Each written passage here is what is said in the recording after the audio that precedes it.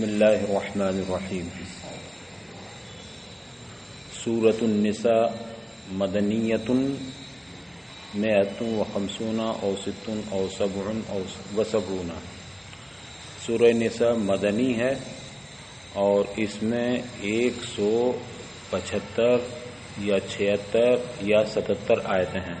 50 و 70 75، 60 و 70 76 اور 70 و 70 70۔ تو اس میں 175 یا 76، یہ چونکہ آیت کے بارے میں اختلاف ہے، کہ ایک پوری آیت یہاں سے یہاں تک ہے، یہاں سے یہاں تک، اس لیے یہ اختلاف ہوا کہ یا تو اس میں 175 ہیں یا 76 یہاں۔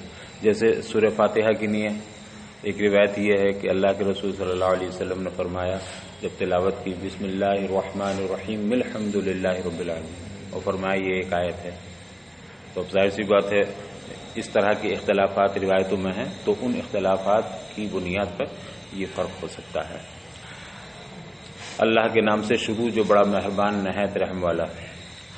سورہ شروع ہو رہی ہے یا ایھا الناس اتقوا ربکم، اے لوگو تم اپنے اس رب سے ڈرو الذی خلقکم من نفس واحدہ، جس نے تمہیں ایک جان سے پیدا فرمایا، حضرت آدم سے پیدا فرمایا۔ یہ اکثری قاعدہ ہے کہ جب یا ایھا الناس آتا ہے تو اس سے اہل مکہ مراد ہوتے ہیں، اور جب یا ایھا الذین آمنوا آتا ہے تو اس سے اہل ایمان مراد ہوتے ہیں۔ لیکن یہ قاعدہ کلیہ نہیں ہے بلکہ اکثری ہے۔ حالانکہ یہ سورت مدنی ہے تو یہاں اہل مکہ کو کیوں مخاطب کیا جا رہا، لیکن اس میں خطاب صرف اہل مکہ ہی سے نہیں،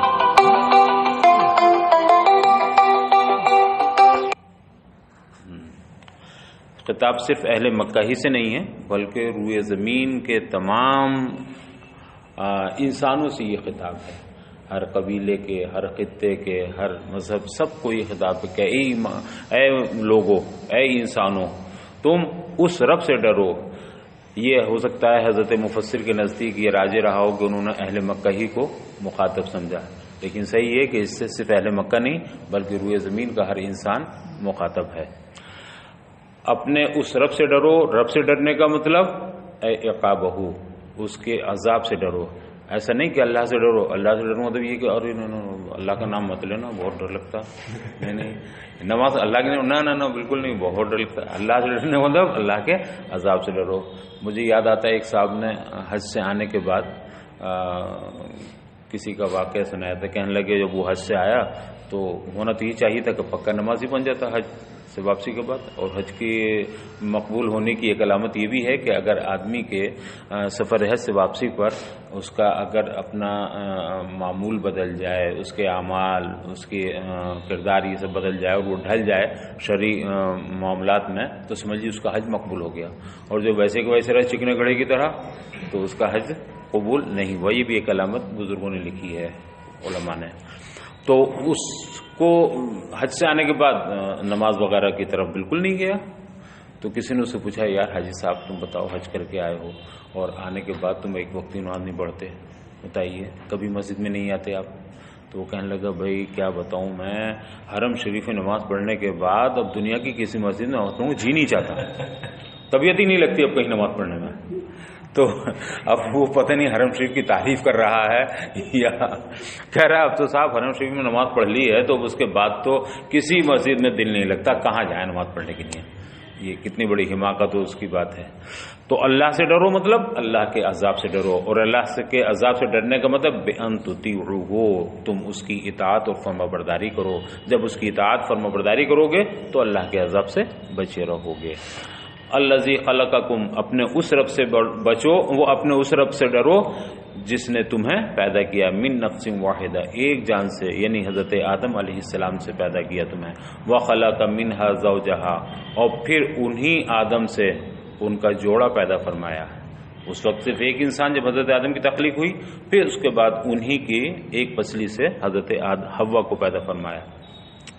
وخلق منہا زوجہا، پھر انہی سے ان کا جوڑا یعنی حضرت حوا کو پیدا فرمایا، بالمد، یہ حوا کی قرات لغت، حوا کیسے ہے؟ مد کے ساتھ، حوا ہے نا، من ضلع من اضلاعہ الیسریٰ، حضرت آدم کی بائیں پسلیوں میں سے ایک پسلی سے پیدا فرمایا۔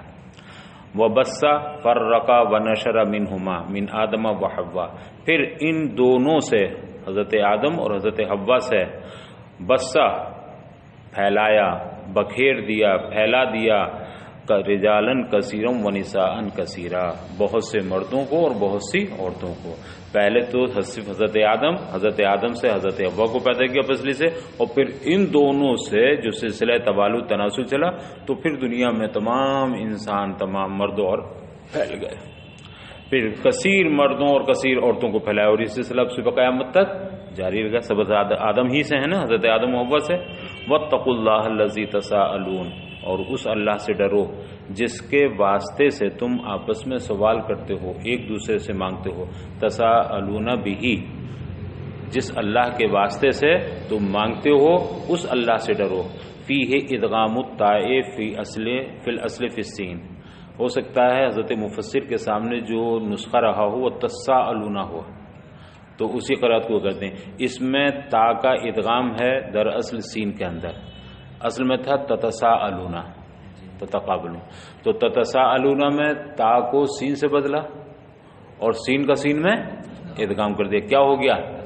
تساءلون ہو گیا، تو ان کے سامنے وہی نسخہ ہوگا۔ اس میں دراصل تا کا سین میں ادغام ہے، وفی قراءۃ بالتخفیف بحذفها، اور ایک قراءت میں حذف تا تخفیف کے ساتھ ہے، یعنی تا محذوف، تا حذف کر دی گئی ہے اور تا کو سین سے بدل کے سین کو مشدد نہیں کیا بلکہ سین کو مخفف ہی رکھا ہے، تو ایک تا کو حذف کر دیا، تساءلون سے ایک تا ختم کر دیجئے تو کیا رہ جائے گا؟ تساءلون تخفیف کے ساتھ، اور ایک قراءت میں حذف تا تخفیف کے ساتھ ہے، اے تساءلون بہ، تم اس اللہ سے ڈرو جس کے ذریعے، جس کے واسطے سے تم آپس میں ایک دوسرے سے مانگتے ہو سوال۔ اس کی صورت فیما بینکم حیث یقول، چونکہ اس زمانے میں اہل عرب کے درمیان، ان لوگوں کے درمیان یہ ایک عام رواج تھا کہ جب وہ آپس میں گفتگو کرتے، کسی سے کچھ کہتے تو اللہ کا واسطہ دیتے۔ فیما بینکم، جیسا کہ تمہارے درمیان یہ معمول تھا، حیث یقول بعضکم لبعض، کہ تم میں کہ ایک دوسرے سے کہتا اسألک باللہ، میں تجھ سے اللہ کا واسطہ دے کر مانگتا ہوں، اللہ کا واسطہ دے کر تجھ سے سوال کرتا ہوں، تو مجھے دے دے۔ تو اس کی عظمت کی بنیاد پر اس کی بات مان لی جاتی تھی، وہ جو چیز مانگتا تھا مل جاتی تھی، یہ جو بھی۔ وَأَنْشُدُكَ بِاللَّهِ، اور ایک طریقہ یہ بھی تھا کہ وہ لوگ کہتے تھے آپس میں تجھے اللہ کی قسم دے کے کہتا ہوں، میں تجھے اللہ کا واسطہ دے کر تجھ سے مانگتا ہوں، میں تجھے اللہ کی قسم دے کر، تو اللہ کو وہ واسطہ بناتے تھے، تو تم اسی اللہ سے ڈرو جس اللہ کی تمہارے دل میں اتنی عظمت ہے کہ اس کے واسطہ دے کر تم ایک دوسرے سے سوال کرتے ہو، اس کو واسطہ دے کر کہ تم قسم دلاتے ہو اس کے نام کی، تو اس اللہ سے ڈرو۔ واتقوا الارحام، اور تم قرابت داری سے بھی ڈرو، رشتوں کے معاملے میں ڈرو، ان تقطعوها، کہیں تم اسے قطع نہ کر دو، یعنی قطع رحمی سے ڈرو، رشتوں کو ختم کرنے سے ڈرو۔ وفی قراءۃ بالجر، اور ایک قراءت میں الارحام نہیں بلکہ الارحام جر کے ساتھ ہے، ایسی صورت میں یہ عطف ہوگا بہی کی ضمیر پر، تساءلون بہی، اب اسی پر ضمیر پر عطف ہوگا کہ والارحام، اور تم ڈرو اللہ سے جس کے ذریعے، جس کے واسطے سے تم آپس میں ایک دوسرے مانگتے ہو، اور ارحام سے یعنی قطع رحمی سے ڈرو۔ وَكَانُوا يَتَنَاشَدُونَ بِالرَّحْمِ، اور اس وقت یہ بھی معمول تھا کہ یہ اہل عرب رحم کا واسطہ دے کر یا رحم کی قسم دلا کے کہا کرتے لوگوں سے، صلہ رحمی، رشتہ داری کا، قرابت داری کا واسطہ دے کر کے کہتے ہیں نا آج بھی ہم، ارے بھائی نا آپ ہمارے نانا ہیں، آپ ہمارے بہنوئی ہیں، آپ ہمارے، تو یہ ایک واسطہ دیتے ہیں، اس سے بھی بعد میں تھوڑا سا وزن پیدا ہوتا ہے۔ تو گویا یہ رشتہ بھی، یا رشتہ قائم رکھنا اتنا اہم ہے کہ اس کے قطع کرنے سے بھی ڈرو، اللہ سے ڈرو اور قطع رحمی سے بھی ڈرو، رشتوں کو قطع کرنے سے۔ ان اللہ کان علیکم رقیبا، یقیناً بے شک اللہ تعالی ہر وقت تمہاری نگہبانی فرما رہا ہے، تمہاری محافظت فرما، حافظا لأعمالکم، تمہارے عمل کی حفاظت فرما رہا ہے۔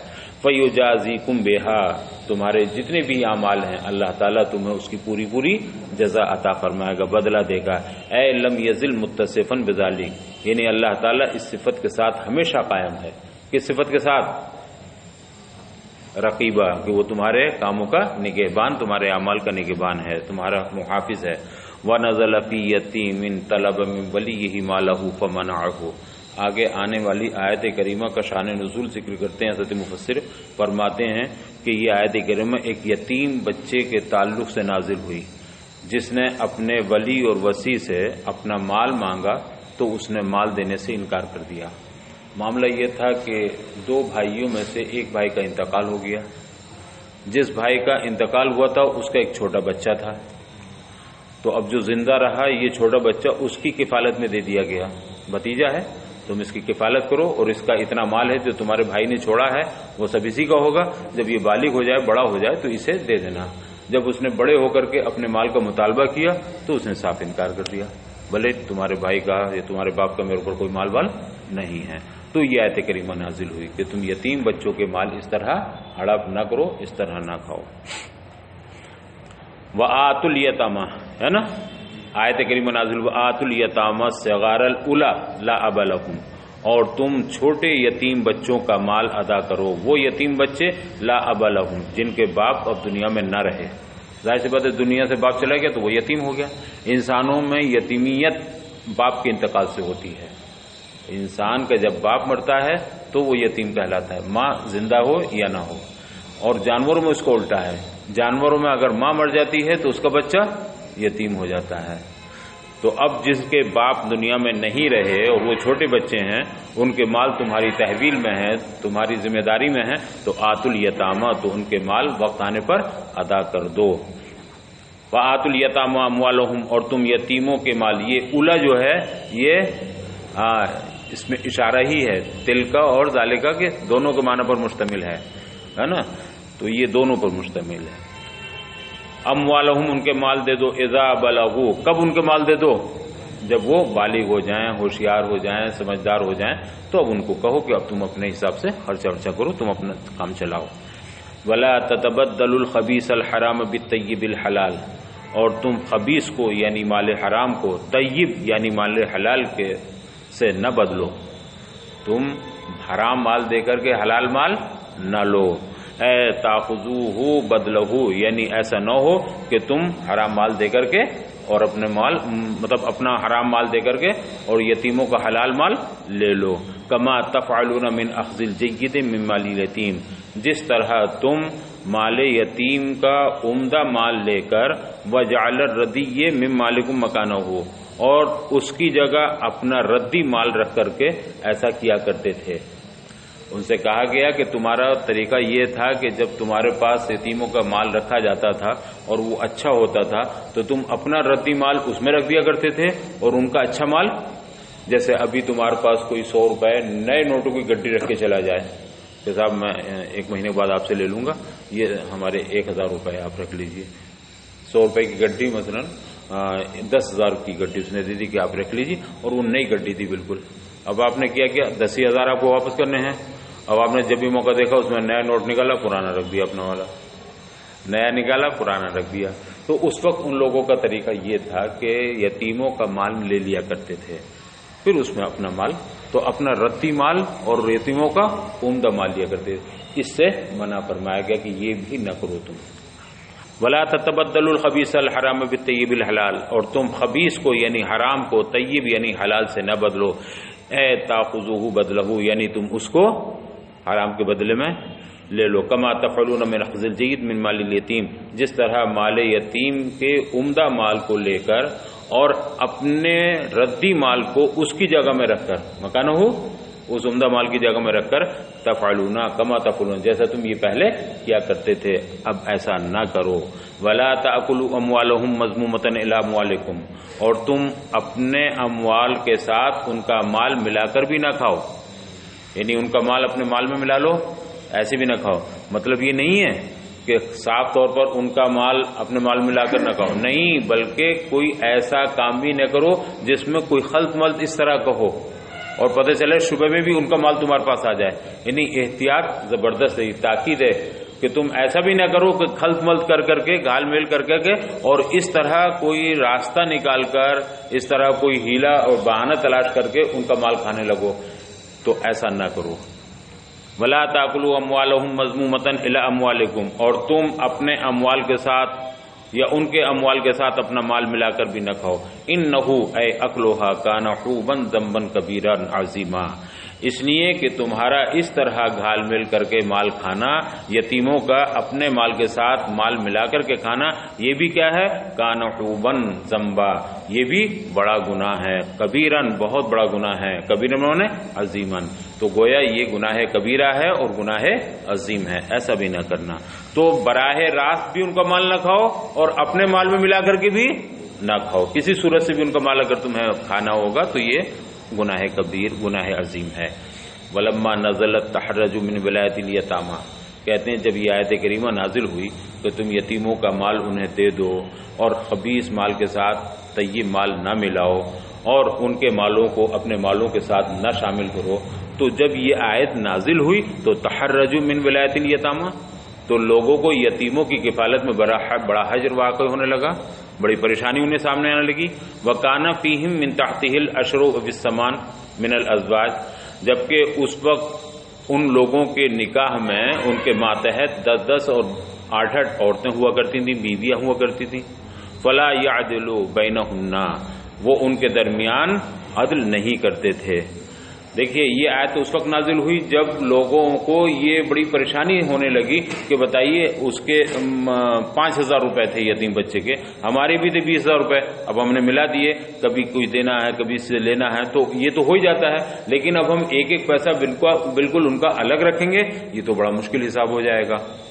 کاروبار چل رہا ہے، آپ نے مجھے 5,000 روپے دے دیے، لیجیے استعمال کیجیے گا، اب میں اسے بالکل الگ تھلگ رکھوں، یہ مشکل ہوگا. آئے بھائی آپ کو 5 دینے ہیں، جب آپ کو 5 دینے ہوں گے میں 5 نکال کے آپ کو دے دوں گا اپنے میں سے. تو اس میں زیادہ دقت محسوس ہوئی، تو یہ آیت کریمہ نازل ہونے کے بعد وَكَانَ فِيهِمْ مِنْ تَحْتِهِ الْأَشْرُ وَالثَّمَانُ، اور اس وقت لوگوں کے ماتحت ان کے نکاح میں 8 10 بیویاں تھیں اور ان کے درمیان وہ عدل نہیں کرتے تھے. فَنَزَلَتْ، تو یہ آیت کریمہ نازل ہوئی کہ اتنی بیویاں رکھ کر کے تم عدل نہیں کر رہے ہو، انصاف نہیں کر رہے ہو. وَإِنْ خِفْتُمْ أَلَّا تُقْسِطُوا، اور اگر تمہیں اندیشہ ہو کہ تم انصاف قائم نہ رکھ سکو گے، اللہ تقسطوا اللہ تعدلوا، کہ تم انصاف نہ کر سکو گے، عدل قائم نہ رکھ سکو گے یتیموں کے مال میں، یتیموں کے سلسلے میں. فَتَحَرَّجْتُم مِّنْ أَمْرِهِمْ، اور تم حرج محسوس کرتے ہو ان کے معاملے میں کہ ہم کہاں مشکل میں آ گئے، کہاں پریشانی میں ہو گئے.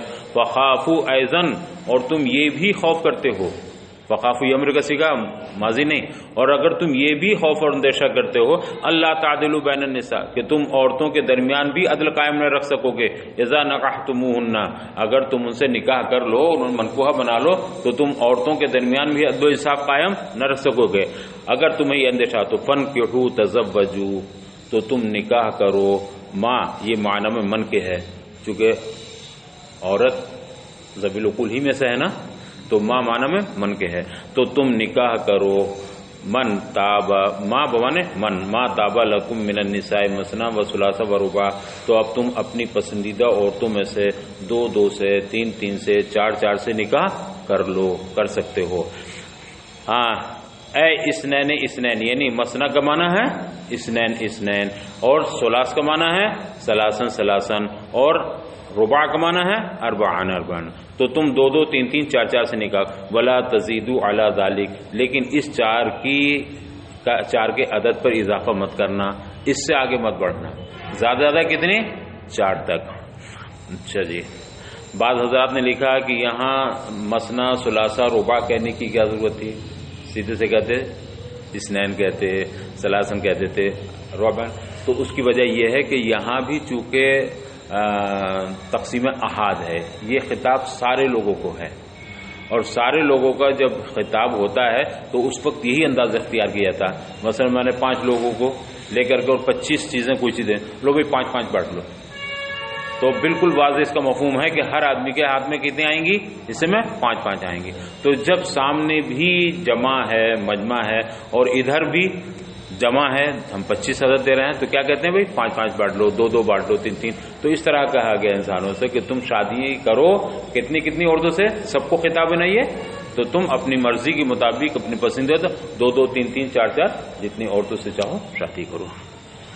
چلیے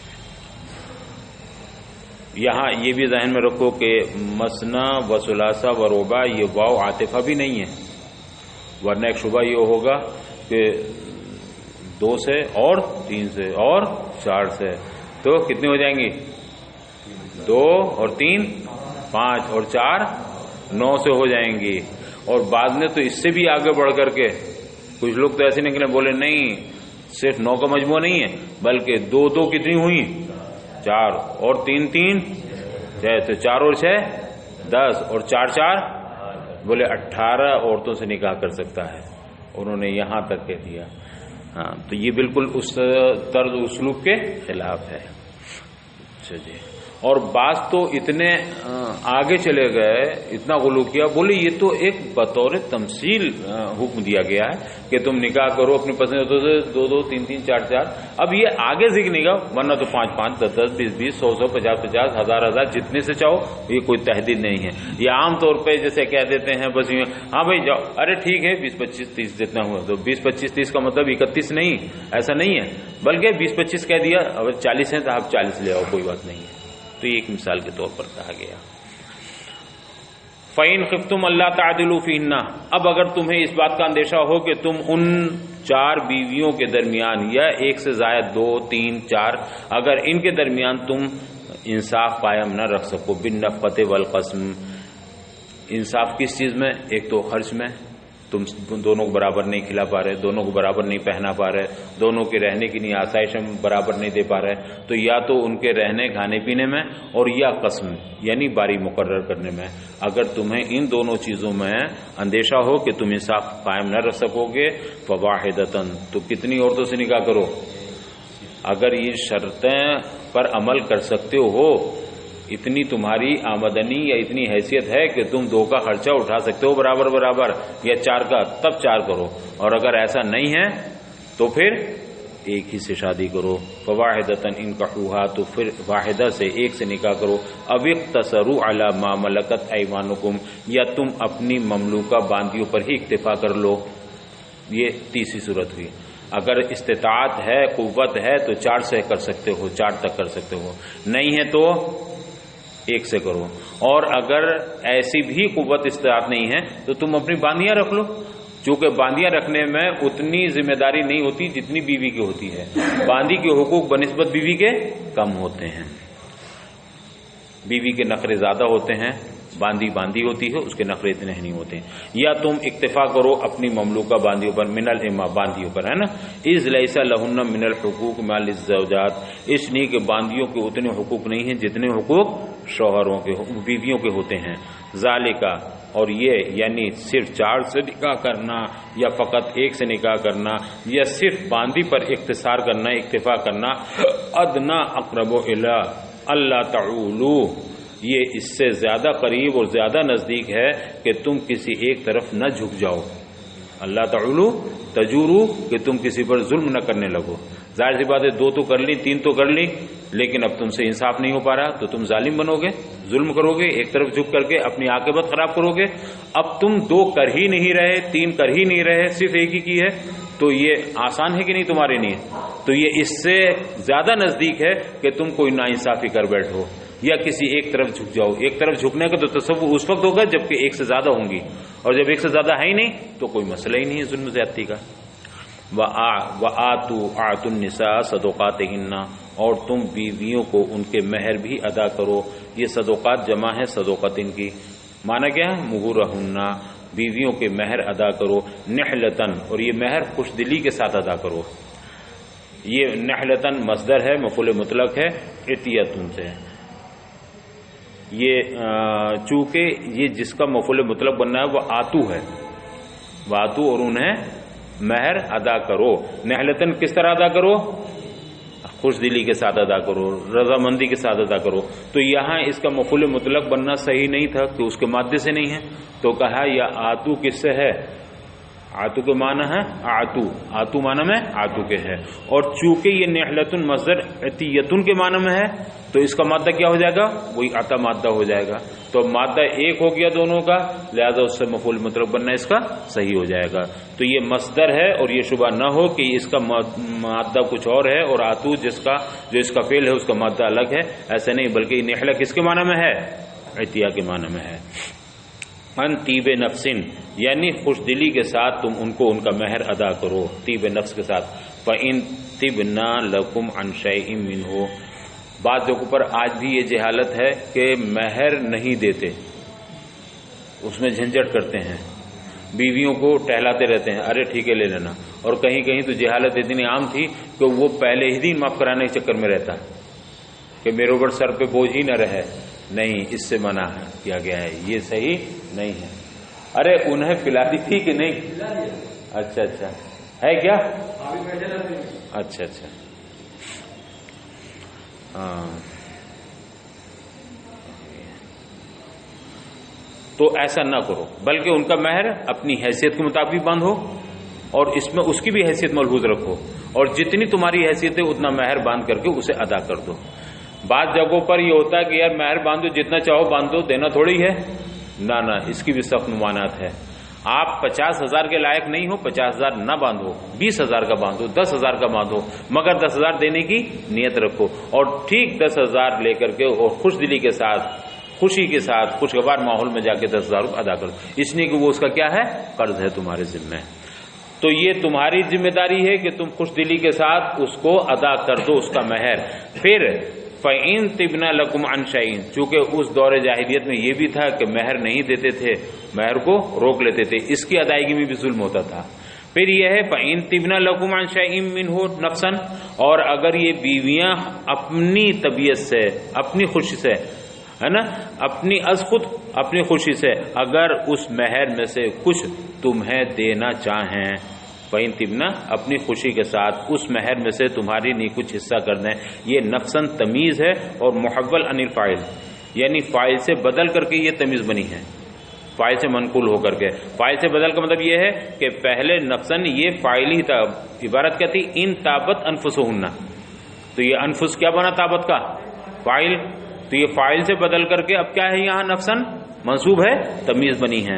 تو اگر یہ اپنی طبیعت سے، اپنی خوشی سے اس مہر میں سے تمہیں کچھ دیتی ہیں، ان تابت انفسہن لکم عن شیء من الصداق، یہ من الصداق، اگر یہ اپنے مہروں میں سے تمہاری لیے کچھ دے دیں، فوہبن لکم، تمہیں اپنی طرف سے یہ ہبہ کر دیں۔ تم نے 50,000 مہر باندھ دیے تھے، 50,000 دینے کے بعد اب وہ اپنی طرف سے 25,000 تمہیں دیتی ہیں، لو یہ 50 تو میں نے لے لیے، 25 ہماری طرف سے، یا لینے سے پہلے کہہ دیا 50,000 ہمارا مہر بندھا ہے، ہمیں آپ 25 دے دیجیے، ہم 25 آپ کو چھوڑ دیتے ہیں، تو یہ اس کی اپنی خوشی سے ہے نا۔ اگر اس طرح بیوی کرتی ہے تو قرآن فرماتا ہے فَكُلُوهُ هَنِيئًا مَرِيئًا، تو اب تم اس کو جو اس نے اپنے مہر میں سے تمہیں دیا ہے اور خوش دلی سے دیا ہے، اب تم بڑے شوق سے، بڑے مزے سے اسے کھاؤ پیو۔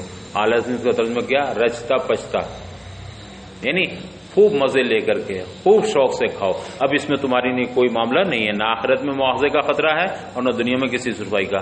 اس زمانے میں عورتوں کو مہر دے کر ان سے لینا یہ بھی بڑا مایوب سمجھا جاتا تھا، اسے بھی برا سمجھتے تھے، تو بعض لوگ اسے ناپسند کرتے تھے۔ ان کی تردید میں فرمایا گیا کہ نہیں، اگر وہ تم خود نہ روکو، خود تو خوش دلی سے پورا مہر دے دو، لیکن وہ اگر اپنی طرف سے تمہیں کچھ دے دیتی ہیں یا کل ہی تمہیں دے دیتی ہیں، تو اس میں اب زیادہ مکروہ سمجھنے کی ضرورت نہیں ہے، اس میں زیادہ اس کی ضرورت نہیں ہے، تم اسے قبول کر سکتے ہو اور خوشی کے ساتھ، مزے کے ساتھ استعمال کر سکتے ہو۔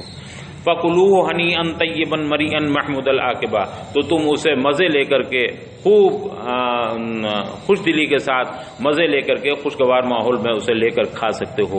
مَرِيئًا مَحْمُودَ الْعَاقِبَةِ، یعنی انجام کار یہ اچھا ہی ہے، ایسا نہیں کہ تمہاری اس میں توہین ہو جائے گی، آخرت میں کوئی مواخذہ ہوگا، نہیں، انجام کار یہ بہتر ہے۔ لا ضرر فیہ علیکم فی الآخرہ، آخرت میں اس لینے پر تم پر کوئی مواخذہ بھی نہیں ہوگا اور تمہارا کوئی نقصان بھی ہوگا۔ لا ضرر، تم اگر لے لو گے تو آخرت میں کوئی پوچھ تاچھ نہیں ہوگی۔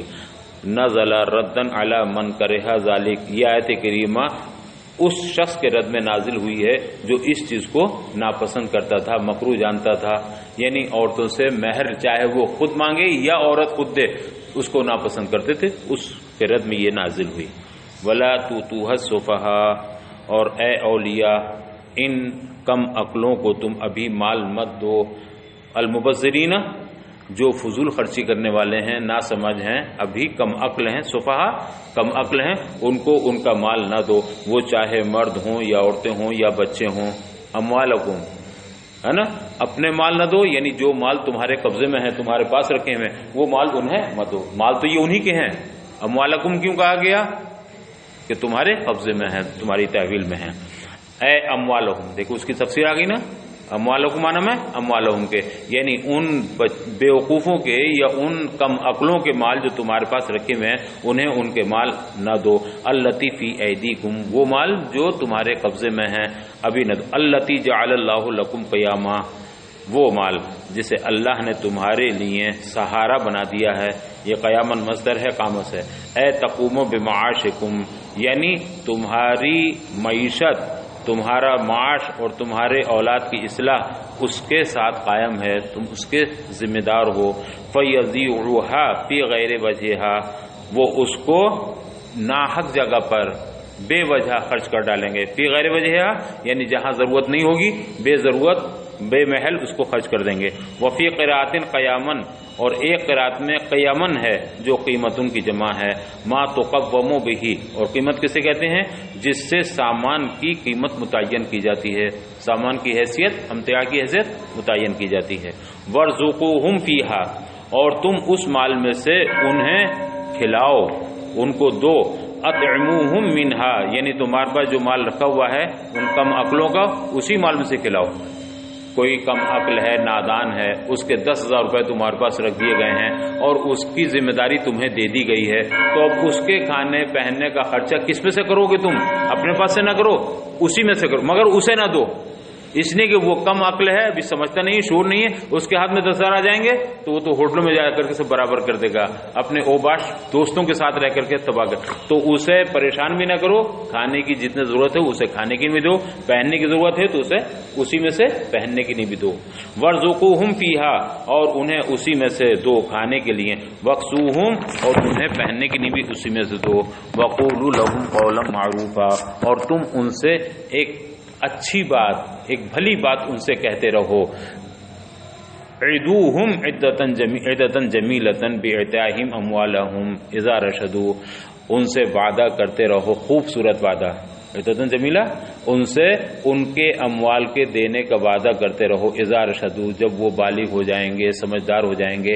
مال تمہارے پاس ہے، ان کی ضرورتیں پوری کرتے رہو، اور جب وہ مانگنے آئے تو انہیں جھڑکو نہیں، یا مانگنے آئے تو انہیں الٹا سیدھا مت کہو، گالی والی مت بکو، بلکہ ان سے خوبصورت وعدہ کرو اور سمجھا کر ان سے کہو دیکھو تم ابھی لوگے تو تم خرچ کر ڈالو گے، تمہارے دوست ہیں تمہیں بہکا کے لے جائیں گے، تم سے سب ختم کرا دیں گے. سنو سنو، تمہارے ہمارے پاس محفوظ ہے، بالکل حفاظت سے رکھا ہے. جب تم سمجھدار ہو جاؤ گے، بالغ ہو جاؤ گے، تو ہم تمہارا مال ایک ایک پائی کر کے تمہیں واپس کر دیں گے.